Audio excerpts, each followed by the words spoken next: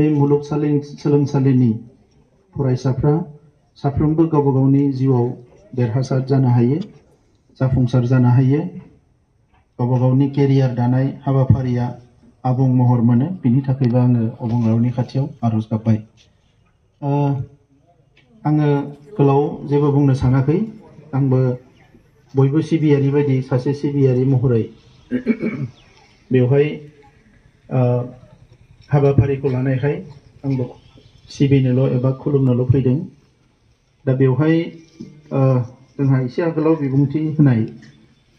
आदा दिननाथ बसुमतारी बिथांमोना गोबां बिथिङाव स्कलारलि खामानिफोरखौ मावबोदों, स्टाडि खालामबोदों। दा बिथांमोन बायदि आरोबाव गोबां सुबुंफोर दङ। दा बिथांमोना जिखिनि बाथौनि मडार्नाइज खालामनाय एबा बाथौ धोरोमखौ गायसननायाव नैबे थांनाय 50 बोसोराव मा हाबाफारिफोर जाबोदों बेखौ मोजाङै एनालाइसिस खालामनानै बुंनो हायो। आङो खोथाखौ एसे एकाडेमिक बायदि बुंनो सानाखै। आङो एसे स्पिरिचुवेल बायदिसो बुंनो सानदों। एसे आगोलाव बिथाङा बुंदों जे जोंहा अर्गेनाइज्ड वे बबेयावबा थि मोनसे जायगायाव एबा थावनियाव बेबायदि सिबिनाय खुलुमनाय बायदिसिनाफ्रा आगोलफ्राव गैयामोन। दा लासै लासै जाबोदों। आं फोथायो जे माहारिखौ दानो थाखाय, सुबुं माहारिया जौगानो थाखाय जोंनो सोलोंथाइ नांगौ। दिनैनि सुबुं माहारिखौ जि जोङो मोनसे एन्टायार वर्ल्ड सिभिलाइजेसन आरो जोंनि सिभिलाइजेसन बेखौ सोलोंथाइयानो मोनसे सेप होदों, महर होदों। जोङो टेक्न'लजिनि खोथाखौनो होन बा साइन्सनि खोथाखौनो होन। दा बेनि बियन जुदि सानोबा बा बिनि बिफोर बिनि सिगांनि जुदि जों खोथाफोरखौ सानोब्ला बै समनिफ्राय सुबुं माहारियाव माखासे डिसिप्लिन, इउनिटि, माखासे सोदांनाय बेफोरखौ धोरोमनि गेजेरजोंनो लाबोदों। मानसिया नर्मेल सिटुएशनाव जेखौबो गिया। जिब जुनारफ्रा माखासे थासारिफोरखौ गियो, नाथाय मानसिफ्रा नर्मेलि माने गिनो नागिरा। बिनि गुबै जाहोना जाबाय मा, गासैनिबो जि लजिक बबे मा, व्हाट इज व्हाट बेखौ मानसिया मिथिगौ। दा बै समाव एखमबा जेब्ला मानसिनि गियान, मोजां साननाय हनाय, आध्यात्मिकता धोरोमफोरनि फारसे एसेबो गंग्लायनाय गैया, बै समाव मानसिया गावनि गोहोखौ लानानै गोबां समाव गोरोन्थि मावफ्लाङो। आरो बे गोरोन्थि मावनाया गावजों लोगोसे गावनि न'खर आरो गावनि समाजाव खहा लाबोयो। आरो बे गोरोन्थि मावग्राया जुदि सासे कमन मेनब्ला, साधारन मानसिब्ला, बिनि जि एमाउन्ट बियो एसे फिसा जायो। जुदि बे गोरोन्थि मावग्राया जुदि असाधारन मानसि जायोब्ला, सोरबा नेता, सोरबा पावारफुल मानसि, अब्ला बिनि एमाउन्टआ बियो गिदिर जायो। अब्ला बिनि न'खरल' नङा बा गाव हारसिंल' नङा, समाजावबो खहा जायो। दा बै समाव बै मानसिखौ जोङो कन्ट्रल खालामनो थाखाय बा जोङो गोथों लामायाव लांनो थाखाय जोंनियाव गुबुन गुबुन बारा राहा थासोआ। मानोना बे पावारफुल मानसिया गावखौनो बयनिख्रुइ गोहो गोरा होननानै सानो। सोलोंथाइ जा, पावार जा, थाखा फैसा जा, गासैयावबो। अब्ला बियो रावखौबो मानिया जायो। दा बिनिखायनो आङो बारा गोलावनि खोथा नङा। जेब्ला बर' हारियाव माखासे दाङाबाजिफ्रा जाबाय थायो खनले खनले, बै समाव आङो गोबां जोंनि दैदेनगिरिफोरखौ, मानसिफोरखौ बेक्तिगत भावे नोजोर होदों जे मानो गोरोन्थिया जोंनियाव फैयो होननानै। दा बेवहाय जों नुदों जे धोरोम सिबिनाय, आध्यात्मिकता जि सरसा, स्पिरिचुवेल जि मोनसे प्रेक्टिस, बियो जोंनि हारियाव खमायनायनिफ्राय खमायलांदों। आरो बिनि थाखायनो जोंनियाव गावजों गावनो गाज्रि मोनलायनाय, बुथारलायनाय बायदिसिना थासारिफ्रा थाब थाब फैनो हादों। मानोना बेहा बै जि मोनसे मानसिनि जे हिउमेनिटिनि, सुबुंथिनि जे मोनसे खहा जागोन, बा बे जे सुबुं माहारियाव मोनसे खहा लाबोगोन बै खोथाफोरखौ बियो साननो हाया जायो बै समाव मानसिया एसे सेल्फिश जायो दा बेनिखायनो आङो बे खोथाखौसो बुंनो सानदों जे नोङो जेसेबां लेखा गोरों जाया मानो जेसेबां गिदिर गोलाव जाया मानो इसोरखौ खदाय सिबिनाया मोजां आरो बेखौ सानफ्रोमबो गोसोआव लाखिनाया मोजां आरो बे स्पिरिचुवेलिटी जेला नोंहा मोनसे प्रेक्टिस थागोन अब्ला गाज्रिनिफ्राय गाज्रि समावबो नोङो गोथों लामाजों दावगालांनो हागोन सासे गेदेमा सुबुङा बुंदों जे lie may come 1,000 times but not through me lie may come 1,000 times but not through me जोंनि सिन्ताया बिदि जानांगौ होनदों जे गोरोन्थिया थगायनाया 1,000 टाइम्स फैगोन जोंनि जिउआव नाथाय जों थिग जानांगोन गाव जे आंनि गेजेरजों जाहाथे जाया दा इसोरखौ जोङो मा होनना गाबज्रिगोन लामा मोना ओंखायनो जोङो आंनो साख्रि हो आंनो फैसा हो आंनो उमुक हो होननानै जोङो इसोरखौ गाबज्रियो नङा होमबा दा इसोराथ' बेबायदि होनो हाया मानोना बेहा जेबो फिजिकेल प्रेजेन्स गैया जोंहा दानि आदाया बुंदों जे गुरु गैया होननानै कन्ट्रभार्सि लाबोनाङा होननानै जोंनि धोरोमा जाबाय प्रिमिटिभ धोरोम गोजाम मोनसे धोरोम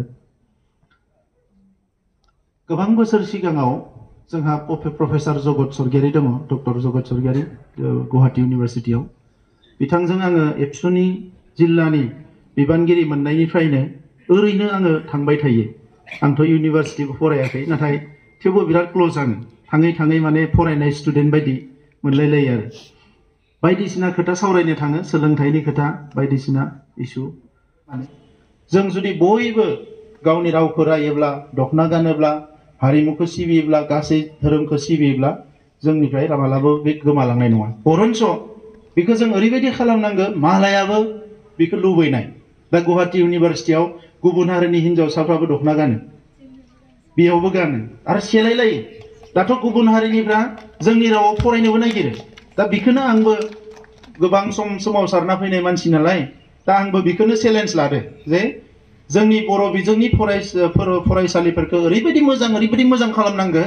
जोंनि खाथियाव थानाय गुबुन हारिफ्रा जाहाथे गुबुन बिजोङाव नङा जोंनि बिजोङावसो फरायनो फैनाय गोनां जानो हानाय दा नंखायनो दिल्ली सरकारजों जोङो टाइ आप खालामनानै सोलोंथाइनि मोनसे रिफर्मेशन लाबोनो नागिरदों दा बेनिखायनो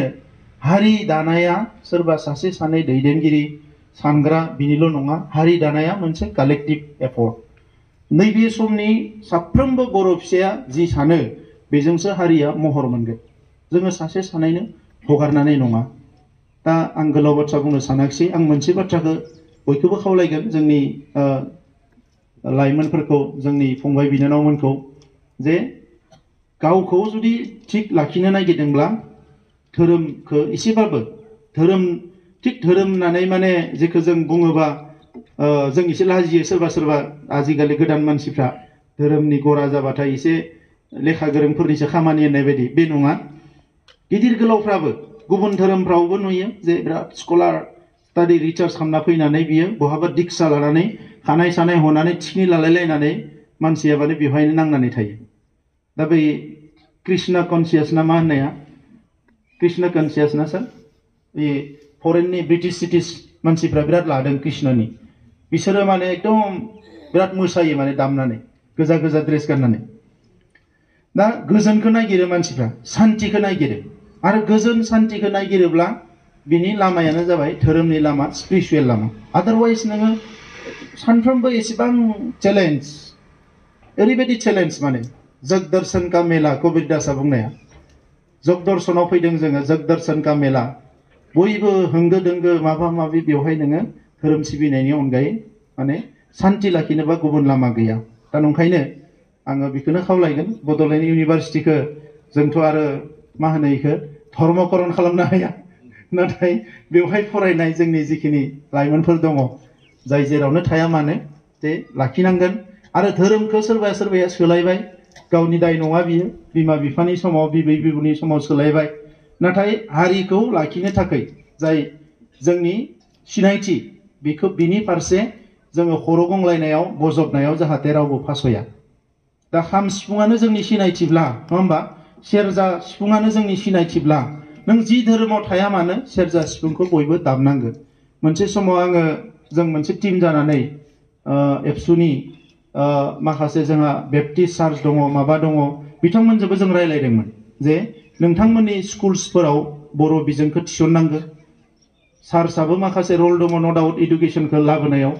दा जों खावलायो बे हारिया जिहेतु गोलाव सम स्ट्रागल खालामनानै फैनो गोनां जाबाय आरो सोरबाया लिरोबा दिनै मुलुगाव स्ट्रागल खालामनानै साक्सेस जानाय हारिफोरनि गेजेराव आंथ' फोथायो जोंनि हारिनि नामाबो फैगोन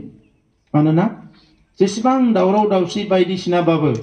जोंनि हारिया मालाबाबो फासयाखै आरो थाद'आखै स्पिड लिमिटआ एसे खम जानो हानाय थांगासिनो दङ नाथाय दायो ओरैबायदि सोलायबाय मुलुगा एसे पिकआप लानांगोन जों आरो पिकआप लानांगौबा लेखा गोरोंफोरा बाहागो लानांसिगोन नाथाय बेखौनो आं बुंफिनगोन जे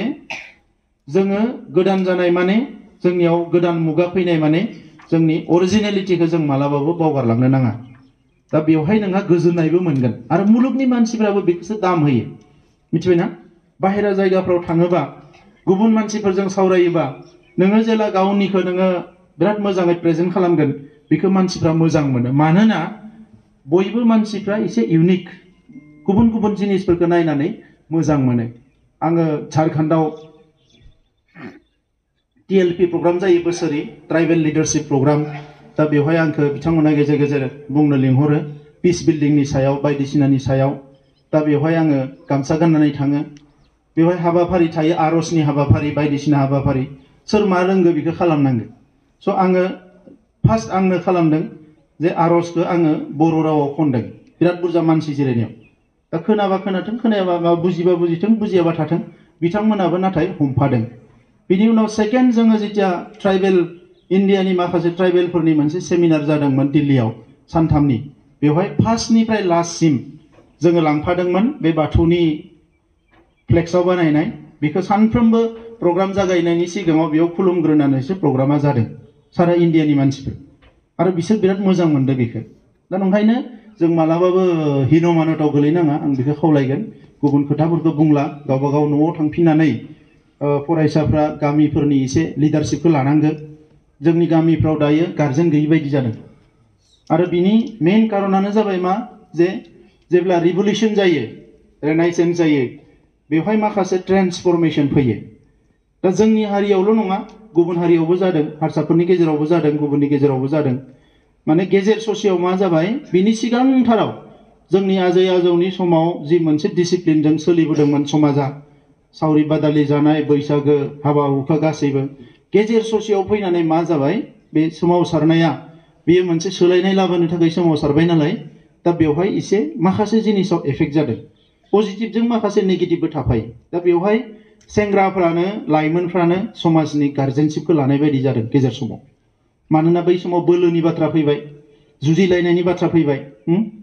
नाथाय मोनसे खोथाखौ अराय सम गोसोआव लाखि जे बोलोनि बाथ्रा जुजिनाय बाथ्रा सोमावसारनाय बायदिसिना बेफोराव जों लाइमोनफ्रा सिगां न'खर सामलायनायाव समाजखौ दैदेननायाव नाथाय जोङो सिनियर मानसिफोरखौ अराय सम बिबान होनांगोन बिसोरनि एक्सपिरियेन्स बिसोरनि रोंगौथि बेखौ जोङो मालाबाबो ना खालामनो हानाय नङा ओंखायनो गासैबो जिनिसा बोलोजों जाजोबा नङा दा ओंखायनो दा मा जादों गामिफ्राव सोरबा साफा सानै सेंग्राफ्रानो गामिनि मालिक बायदि जादों बिसोर गामिनि लिडार लासैनो माने लेखा गोरोङानो जा सिनियरानो जा एसे साइड लानाय बायदि जादों माबा मोनसे रायलायोबा सेंग्राफ्रासोलै बिदि बुंनो नागिरो आरो मानसिफ्रा दा नंखायनो समाजखौ समाजासो दैदेननांगौ साफा सानैया नङा आं बेखौ फोथायो दा बारा गोलाव बुंला बयनिसिमबो फिन खेबसेबाव गोथार बाथौ साननि गाहाम हामलायनाय बावहरबाय आरो बयबो आलो गोजोनै थानो हाथों बेखौनो आङो अबंलावनि खाथियाव आर'ज गाबनानै आंनि बुंनायखौ फोजोबबाय।